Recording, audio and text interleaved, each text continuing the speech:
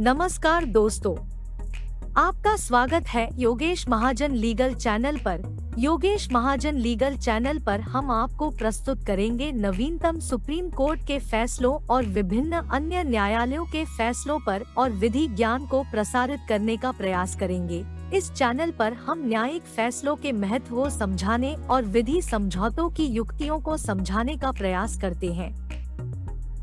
हमारा मकसद है कानून और न्याय के क्षेत्र में ज्ञान को आपके पास पहुंचाना, तो कृपया हमारे चैनल को सब्सक्राइब करें, घंटी आइकन दबाएं, वीडियो को लाइक और शेयर करें। दोस्तों, माननीय सुप्रीम कोर्ट का 23 जुलाई 2024 को एक ऑर्डर आया है जिसमें जो प्रेयर मांगी गई थी जो पिटिशनर्स द्वारा कि जो नीट एग्जामिनेशन को रिकंडक्ट कर दिया जाए, उस प्रेयर को डिसअलाउ कर दिया है। मींस अलाउ नहीं किया है, उसको एक खारिज कर दिया है। और माननीय सुप्रीम कोर्ट ने ये माना कि पेपर लीक जरूर हुआ था, लेकिन ये एक तरह का सिस्टमेटिक ब्रीच नहीं था। और चूंकि अभी इन्वेस्टिगेशंस चल रही है तो रिकंडक्ट करना एग्जामिनेशन का, तो ये एक एडमिशन प्रोसेस पे अफेक्ट पड़ेगा और इसका कैस्केडिंग इफेक्ट्स भी पड़ेंगे। जो लोग मींस MBBS की जो पढ़ाई करना चाहते हैं और फिर जो मेडिकल प्रोफेशनल्स जो हैं वो निकल के आएंगे, तो उन सब को पर भी ये अफेक्ट पड़ेगा। तो पूरे री एग्जामिनेशन करने के लिए जो प्रेयर मांगी थी उसको डिसअलाउ कर दिया। और साथ में ये कहा कि जो रिट पिटिशनर्स हैं, क्योंकि कई रिट पिटिशंस थी वो साथ क्लब्ड हो गई थी, जो पिटिशनर्स की जो इंडिविजुअल ग्रीवेंसेस हैं वो अपने अपने रिस्पेक्टिव हाई कोर्ट्स में जाएं और आर्टिकल 226 के अंदर वो अपनी जो प्रेयर है उसको इन्वोक करें। तो आइए हम इसके जो फैसला क्या दिया गया था, ऑर्डर क्या दिया गया था, उस पर माननीय सुप्रीम कोर्ट ने क्या इस ऑर्डर में बताया, तो उसको सामने देने की कोशिश करते हैं। ये देखिए, ये ऑर्डर आया था 23 जो जुलाई थी जो 2024 को। ये रिपोर्टेबल ऑर्डर है। ये petitioners versus union of India and others respondents थे। तो कई रिट पिटिशंस हैं वो क्लब्ड हुई थी, 362, 369, 368। तो कई रिट पिटिशंस हैं वो क्लब्ड हुई थी, इसलिए कॉमन ऑर्डर के साथ इसको डिस्पोज किया गया है। और तो अब क्या था ऑर्डर में, क्या बताया गया, उस ऑर्डर के कंटेंट्स को देखते हैं। एक national eligibility cum entrance test जो UG का बताया गया है, जिसे नीट एग्जामिनेशन कहा जाता है, national eligibility cum entrance test 2024 का, वो कंडक्ट किया गया था NTA द्वारा, नेशनल टेस्टिंग एजेंसी द्वारा 5 मई 2024 को। और जो इसका रिजल्ट था वो 4 जून 2024 को आया था। और एग्जामिनेशन था वो 4750 सेंटर्स में कंडक्ट हुआ था और 571 सिटीज पे, और जिसमें से 14 सिटीज ओवरसीज भी थी। बिसाइड्स 14 सीट्स जो सिटीज थी ओवरसीज थी, मेरी इंडिया से बाहर भी कंट्री में भी इनका सेंटर पड़ा था। और 23,33,297 कैंडिडेट्स ने एग्जामिनेशन में अपेयर हुए थे। और 1,08,000 मेडिकल सीट एडमिशन सीट्स थी अंडर ग्रेजुएट लेवल की, जिसमें से 56,000 सीट्स थी वो गवर्नमेंट हॉस्पिटल्स की थी और 52,000 सीट्स थी वो प्राइवेटली मैनेज्ड इंस्टीट्यूशंस में थी। और इसमें जो 50th परसेंटाइल था वो बताता था cut off for a qualification. Means 50 percentile आएगा तभी वो जो कट ऑफ क्वालिफिकेशन में आएंगे। और इसमें 180 सवाल पूछे गए थे जिनके 4-4 मार्क्स थे, और टोटल जो मार्क्स थे वो 720 के थे ओवरऑल। और एक नेगेटिव मार्किंग का जो है वो इनकरेक्ट आंसर्स के लिए डिटेक्ट किया जाता था। और रिजल्ट था नीट UG का वो 2024 का, तो जिसमें 50th परसेंटाइल था वो 164 मार्क्स की जिनको आए थे वो ही एलिजिबल माने जाएंगे 720 में से। जो 150th परसेंटाइल मीन्स जो 50th परसेंटाइल था वो 164 मार्क्स के ऊपर जो 164 मार्क्स थे वो ही माने जाएंगे, ये कैंडिडेट्स एलिजिबल हैं। और जिन्होंने इस थ्रेशोल्ड पे अचीव कर लिया तो वो एडमिशन के लिए कंसीडर किए जाएंगे, लेकिन इससे गारंटी नहीं होगी एडमिशन की MBBS प्रोग्राम में। और सीट्स थी वो अनरिजर्व कैंडिडेट जो कैटेगरी ऑफ स्टूडेंट्स के बीच में भी थी, रिजर्व कैटेगरी भी थी, और जिसमें से रिजर्व के अंदर हर तरह SC, ST और OBC and economical weaker section, in candidates को जो थी वो रिजर्व सीटें बिलोंग करती थी। बैच ऑफ केसेस में जो पिटिशनर ने ये असर्ट किया कि डायरेक्शन जो है वो इशू होनी चाहिए और एक री टेस्ट होना चाहिए इस ग्राउंड पे कि एक लीकेज हुआ है क्वेश्चन पेपर का, जो लीकेज हुई है क्वेश्चन पेपर की, इस ग्राउंड पे उन्होंने रीटेस्ट की प्रेयर की थी कि एक क्वेश्चन पेपर जो है लीक हुआ था और एक सिस्टमेटिक डेफिशिएंसीज थी in modalities for the conduct of the examination. और सबमिशन ये अर्ज किया गया था पिटिशनर की साइड से कि जो लीक हुआ था वो नीट अंडर ग्रेजुएट एग्जामिनेशन में हुआ था, वो सिस्टमेटिक इन नेचर था। मीन्स कई जगह से ये लीकेज हुई थी। सिस्टमेटिक मतलब कई जगह से जो है वो लीकेज हुई थी और इसमें स्ट्रक्चरल डेफिशिएंसीज भी थी जिसमें एग्जामिनेशन जब कंडक्ट किया गया था। तो इसलिए एप्रोप्रिएट कोर्स ऑफ एक्शन की उन्होंने प्रेयर की थी। जो प्रीवियस डिसीजंस भी आए थे इस कोर्ट में, मीन्स माननीय सुप्रीम कोर्ट ने दिए थे, वो जजमेंट्स का जो है वो रेफरेंस दिया, Tanvir Sarwal versus CBSE, Sachin Kumar and others versus DSSB and others. तो जिसकी वजह से जो कोर्ट ने डायरेक्शन दिया था कि रीटेस्ट किया जाए। इंटरिम ऑर्डर आया था इसका 8 जुलाई 2024 को। कोर्ट ने जो एफिडेविट्स के लिए कहा था कि NTA अपने अपने हलफनामा दें और यूनियन ऑफ इंडिया, और फिर मीन्स हलफनामा यूनियन ऑफ इंडिया भी दे, मीन्स NTA दे, यूनियन ऑफ इंडिया दे और Central Bureau of Investigation CBI भी दे। जिसमें से जो जब कोर्ट ने कहा कि हमने जब फ्लैग किया जो इश्यूज थी, प्रिंसिपल इश्यूज थी कंटेंशियस में, CBI जो थी वो इन्वॉल्व थी प्रोसेस में, बिकॉज जो FIR थी जो रजिस्टर्ड हुई थी वो दिल्ली में हुई थी, गुजरात में हुई थी, राजस्थान में हुई थी, झारखंड, महाराष्ट्र और बिहार, वो ट्रांसफर कर दी गई थी इन्वेस्टिगेशन के लिए। अर्लियर ऑर्डर में कोर्ट ने नोट किया कि स्क्रूटनाइज करते समय फॉलोइंग एस्पेक्ट्स थे जिसके बेसिस से डाटा मिला था, जो इमर्ज आउट रिकॉर्ड में आए थे। क्या अलेज्ड ब्रीच जो है वो सिस्टमेटिक लेवल पे हुआ था, मीन्स पूरे कई जगह से, हर जगह से, मतलब सिस्टमेटिक लेवल में कई जगह से ये हुआ था ब्रीच जो हुई थी, मीन्स लीकिंग ऑफ पेपर था। और क्या जो ब्रीच जो है इस नेचर का था जिससे इंटीग्रिटी ऑफ एंटायर एग्जामिनेशन पर फर्क पड़ता हो। तो ये क्वेश्चंस थे। और जो क्या ये पॉसिबल है कि इसको सेग्रीगेट किया जा सके, अलग किया जा सकते हैं, जो बेनिफिशियरीज ऑफ द फ्रॉड, जो फ्रॉड से जो उन्होंने बेनिफिट्स लिया है उनको अलग किया जा सके जो अनटेंटेड स्टूडेंट्स से। तो क्या पॉसिबल है, मीन्स अनटेंटेड स्टूडेंट्स मीन्स वो जो जिन्होंने ईमानदारी से पेपर दिए हैं, तो क्या जो फ्रॉड के जो बेनिफिशियरीज है उनको अलग किया जा सकता है। डायरेक्शंस जो थे वो कॉन्सिक्वेंटली इशूड हुए अबव एजेंसीज को, और ताकि वो अपने स्पेसिफिक डिस्क्लोजर्स कर सकें इश्यूज पे जो हाईलाइट किए गए थे जो प्रीवियस ऑर्डर पे। आर्गुमेंट्स जो थे वो 4 दिन तक सुने गए और 4 दिन से ज़्यादा सुने गए। और हाँ, कोर्ट ने कहा हमें बेनिफिट हुआ जब हमने कंसिडर किया जो सबमिशंस थी पिटिशनर्स द्वारा दी गई थी, जिसमें यूनियन ऑफ इंडिया, NTA थी और NTA भी थी, और जिसमें एडिशनल डायरेक्टर CBI ने भी कोर्ट को बताया, इन्फॉर्म किया, सूचित किया कि जो इन्वेस्टिगेशन की स्टेटस क्या है। आर्गुमेंट्स कंक्लूडेड हुए और जजमेंट को रिजर्व कर दिया गया। अब कोर्ट ने 10वें पैराग्राफ में लिखा कि एक अर्जेंट नीड है कि वो सर्टेनिटी और फाइनलिटी ऑफ ए डिस्प्यूट को, जिससे कैरियर मींस सर्टेनिटी और फाइनलिटी बताएं डिस्प्यूट्स का, जो कि कैरियर 2 मिलियन से ज़्यादा जो स्टूडेंट्स का कैरियर को अफेक्ट करता था। और इसलिए ये जरूरी बनता है कि जो फाइनल कंक्लूजन्स हैं इस कोर्ट के द्वारा वो उसे रिकॉर्ड किए जाएं इस प्रेजेंट स्टेज पे। और रीजंस थे जो अल्टीमेट कंक्लूजन्स थे वो उसके बाद आएंगे। तो इसलिए पहले फाइनल कंक्लूजन्स कोर्ट ने कहा कि हम पहले बताते हैं उसके जो मीन्स जो रीजंस थे उन कंक्लूजन्स का, उन्होंने कोर्ट ने कहा कि हम उसके बारे में बाद में डिस्कशन करेंगे। और एसेंशियल कंक्लूजन्स क्या थे, कोर्ट ने कहा कि ये फैक्ट था कि नीट एग्जामिनेशन 2024 का जिसमें पेपर हुआ था वो हजारीबाग स्टेट ऑफ झारखंड में इसका पेपर लीक हुआ था, और दूसरा हुआ था पटना में। इस दोनों चीज़ों को डिस्प्यूट नहीं किया जा सकता। हजारीबाग और पटना में डिस्प्यूट हुआ था। अब चूंकि इन्वेस्टिगेशन को ट्रांसफर किया गया तो CBI ने अपना स्टेटस रिपोर्ट थी वो 10 जुलाई, 17 जुलाई और 21 जुलाई को बताई।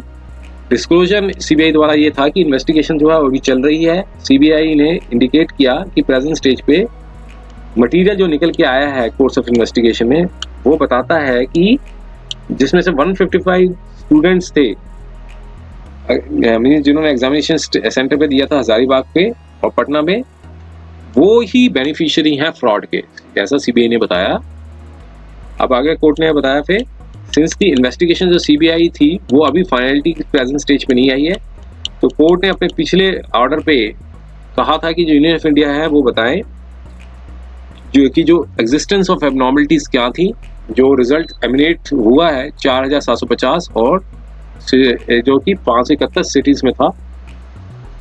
रिपोर्ट की डायरेक्शंस के बाद यूनियन गवर्नमेंट ने रिपोर्ट थी वो प्रोड्यूस की, जो कि आईआईटी द्वारा दिल्ली द्वारा थी, सॉरी आईआईटी मद्रास द्वारा थी। ऑब्जेक्शन और पटिशनर्स था कि रिपोर्ट पे कि मींस रिपोर्ट में आईआईटी की जो मद्रास की जो रिपोर्ट थी उसमें ऑब्जेक्शंस पटिशनर्स ने लगाया इस ग्राउंड पे कि जो बायस थी वो उसे कंसिडर किया जाना चाहिए एक रीजन जजमेंट पे, जो कि फॉलो करनी चाहिए। इस स्टेज पे कोर्ट ने कहा कि in order to obviate any controversy, court ने अब इंडिपेंडेंटली स्क्रूटनाइज किया डाटा को जो कि रिकॉर्ड पे प्लेस किया गया था बाय एनटीए द्वारा।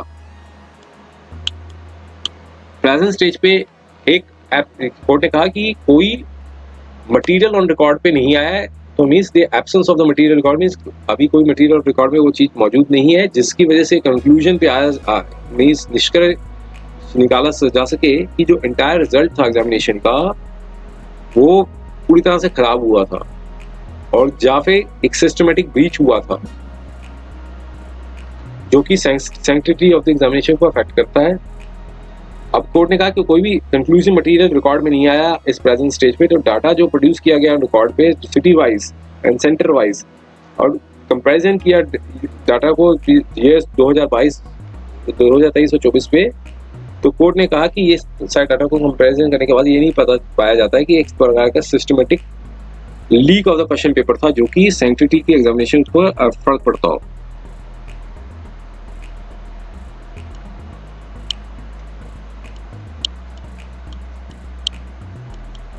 अब कोर्ट ने कहा कि क्या ये वेल पॉसिबल सेटल्ड है कि सेग्रीगेट किया जा सके टेंटेड स्टूडेंट्स को, जो कि जिनका कैंडिडेट्स जो है सफर नहीं करता है फ्रॉम एनी टेंट। अगर इन्वेस्टिगेशन जब रिवील करती है कि involvement of increase number of the beneficiaries जो हैं जो कि सस्पेक्ट है इस प्रेजेंट स्टेज पे, तब एक्शन जो है परस्यू किया जाएगा हर स्टूडेंट के अगेंस्ट में जो कि इन्वॉल्व थे इस प्रकार की रॉन्ग डूइंग पे। अब कोर्ट ने कहा कि अब इस काउंसलिंग प्रोसेस जो है क्योंकि कंप्लीट हो रहा है, अब कोई भी स्टूडेंट जो कि रिवील करता है कि वो इंगेज हुए थे एक्ट ऑफ फ्रॉड पे या फिर बेनिफिशियरी हैं माल प्रैक्टिस पे, तो अब उन्होंने कहा कि वो उनका क्लेम बनता है वेस्टेड राइट और interest in the examination process.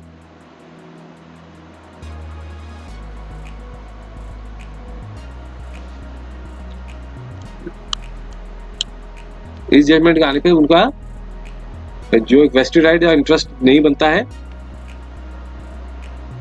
और मींस डायरेक्टिंग अ फ्रेश एनईटी को कंडक्ट करने के लिए, इस दोबारा से एग्जाम कंडक्ट करने के लिए, तो यहाँ पर कोर्ट ने कहा कि ये सीरियस कॉन्सिक्वेंसेस बनते हैं क्योंकि 2 मिलियन से ज़्यादा स्टूडेंट्स हैं वो एग्जामिनेशन पे अपेयर हुए थे और इस तरह के एक्शन को देखते हुए इस प्रकार से एक जो एडमिशन प्रोसेस है वो डिसरप्ट हो जाएगा और जो कि मेडिकल कोर्सेज के लिए बनाया गया था और इंटायर प्रोसेस जो है वो बैक हो जाएगा कुछ महीनों के बाद, कुछ महीनों से वो बैक हो जाएगा और फिर इसका कैस्केडिंग इफेक्ट भी होंगे जो कि मेडिकल एजुकेशन पे ये इसके कैस्केडिंग इफेक्ट पड़ेंगे। और अब ये कहा कि इम्पैक्ट पड़ेगा availability of the qualified medical practitioners in future में इन तरह के क्वालिफाइड मेडिकल प्रैक्टिशनर्स से इफेक्ट पड़ेगा और फिर सीरियस एलिमेंट भी बनेगा जो डिसएडवांटेजेस हैं स्टूडेंट के जो कि बिलोंग करते हैं मार्जिनलाइज्ड कम्युनिटी के, जब वीकर सेक्शन पे जिनके ऊपर आरक्षण मिला हुआ है एलोकेशन ऑफ सीट्स पे। अब कोर्ट ने कहा कि ऑर्डर करते समय एनईटी एग्जामिनेशन का ये जस्टिफाइड नहीं होगा कि जो application for special test have been propounded in the decision of the court on the basis of the data and material placed on record। अब कोर्ट ने कहा कि हम अगर अनदर कंटेंशन भी देखते हैं पिटिशनर्स की। क्वेश्चन ये था, एनईटी में पूछा गया था, वो फॉलोइंग टर्म्स में दो स्टेटमेंट्स दी गई थी। पहली स्टेटमेंट में ये बताया गया था कि एटम्स जो है इलेक्ट्रिकली न्यूट्रल हैं क्योंकि उनके पास सेम नंबर ऑफ पॉजिटिव और नेगेटिव चार्जेस हैं। स्टेटमेंट 2 ये थी कि एटम जो है ईच एलिमेंट का वो स्टेबल है और एक कैरेक्टरिस्टिक स्पेक्ट्रम एमिट करता है। तो इसके ऑप्शंस थे 1 is correct, statement 2 is incorrect, by both statement 1 and 2 are correct, statement 1 and 2 are incorrect, statement 1 is correct but statement is incorrect, statement 2 is incorrect। तो ये ऑप्शंस थे 2, 3, 4 के। अब कोर्ट ने कहा हम इस क्वेश्चन का नंबर नहीं इंडिकेट कर सकते क्योंकि नंबर ऑफ क्वेश्चन और जो ऑप्शंस थे वो वेरी करते हैं different series of the questions पे, इसलिए प्रोसीजर को फॉलो करना चाहिए जो प्रिजर्व करता है इंटीग्रिटी ऑफ द प्रोसेस। अब क्वेश्चन का आंसर देते समय एनटीए ने इंडिकेट किया कि वो फोर्थ ऑप्शन था वो करेक्ट था, वो करेक्ट आंसर था कि फर्स्ट इज करेक्ट और fourth is means 2 is incorrect.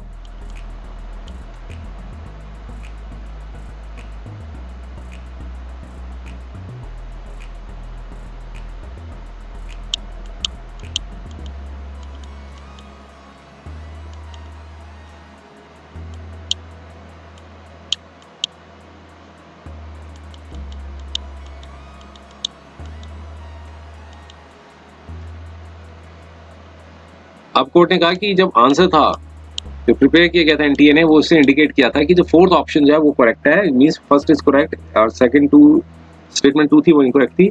लेकिन रिप्रेजेंटेशन सबमिट की गई एनटीए को और डिसीजन लिए इस प्रकार के लिए लिया गया कि जो second as well as fourth option थे उसे सही माना जाएगा। अब कोर्ट ने 22 जुलाई 2024 को एक ऑर्डर दिया था और जिसमें डायरेक्टर ऑफ आईआईटी ने वो रिक्वेस्ट किया था कि वो कमेटी को गठित करें, 3 मेंबर कॉन्स्टिट्यूट को कमेटी को, और अपना ओपिनियन दे जो कौन सा ऑप्शंस जो है वो करेक्ट आंसर है अबव क्वेश्चन का। और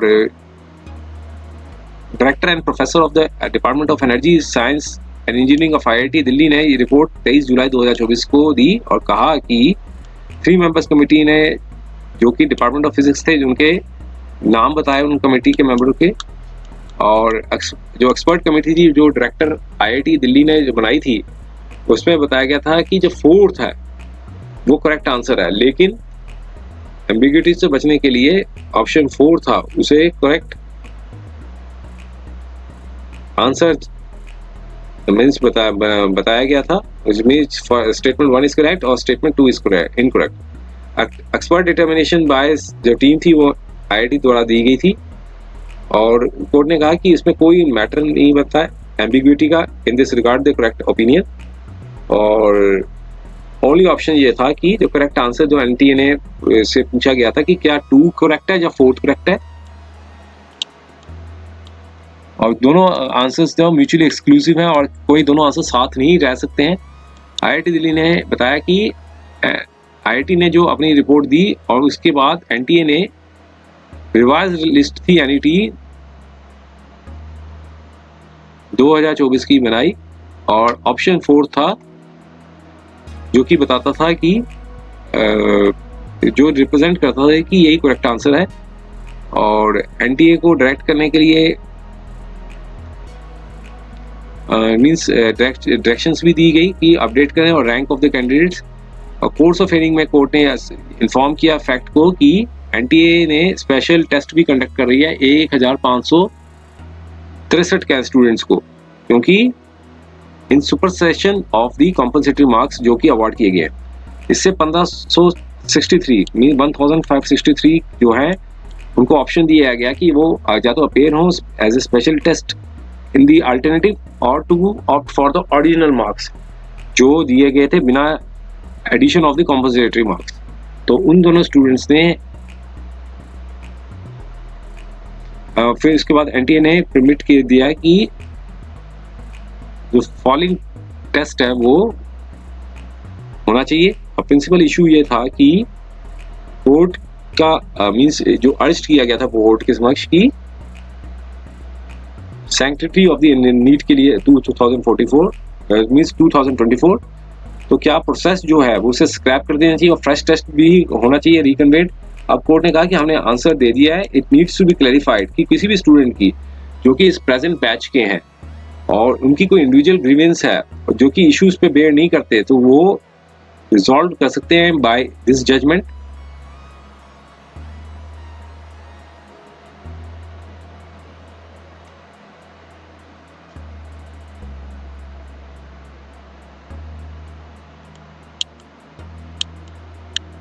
और फिर इसके बाद यूनियन गवर्नमेंट ने भी 7th एक्सपर्ट कमेटी बनाई जो कि चेयरमैन ISRO जिसमें चेयर कर रहे थे उनके फॉलोइंग मेंबर्स के नाम बताए। और कमेटी जो थी वो अबाइड थी बाय फर्दर डायरेक्शंस जो कि इशू किए गए थे कोर्ट में इन फाइनल जजमेंट पे। और जो एरिया था जो जिसको इंक्वायर करना है और इंश्योर करना है कि जो process of conducting the NEET UG examination किया गया है वो means falling within the remit of NTA है। और दूसरा NTA है इज द ड्यूटी स्ट्रेंथन। और दूसरा था कि इंस्टेंसेस जो लाइट में आए हैं during the course of present year वो रिपीट नहीं होने चाहिए इन फ्यूचर। और ट्रांसफर पिटीशन थी जो NTA ने दी थी और अदर पार्टी ने रेज किया था इस इश्यूज को। और वैलिडिटी ऑफ नीट 2044 एग्जामिनेशन थी वो अलाउ कर दी गई थी जो पिटीशन ने फाइल की थी। और रिजल्टिंग जो ट्रांसफर केसेस थे वो डिस्पोज हो गए थे in terms of the above directions. और कोर्ट ने कहा कि अगर कोई क्लैरिफिकेशन थी इंडिविजुअल ग्रीवेंसेस की वो एड्रेस किए जा सकते थे ज्यूरिसडिक्शन ऑफ हाई कोर्ट में। और इंटरलोकेटरी एप्लीकेशन जो रेज करती है इंडिविजुअल ग्रीवेंसेस की वो उसे परमिट किया जाता है कि वो विथड्रॉ कर लें और with the liberty to file to the above terms.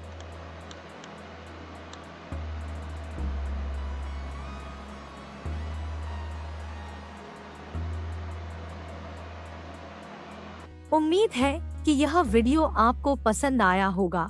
अगर आपने अभी तक हमारे चैनल को सब्सक्राइब नहीं किया है तो कृपया इसे सब्सक्राइब कर ले और बेल आइकन दबाकर नोटिफिकेशन प्राप्त करें ताकि आप हमारे नए वीडियो से अपडेट रह सकें।